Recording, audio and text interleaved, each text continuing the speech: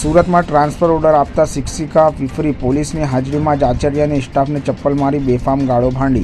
શાળાના બાળકો તોફાન મસ્તી કરે તો શિક્ષકો તેમને શિસ્તના પાઠ ભણાવે છે, પરંતુ શિક્ષકો જ્યારે શિસ્ત ભૂલીને શાળાના અન્ય આચાર્ય સાથે અશોભનીય વર્તન કરે તો તેની કેવી રીતે સહન કરી શકાય તે એક મોટો પ્રશ્ન છે। નગર પ્રાથમિક શિક્ષણ સમિતિની એક શિક્ષિકા પોતાના વર્તનને કારણે સતત ચર્ચામાં રહે છે।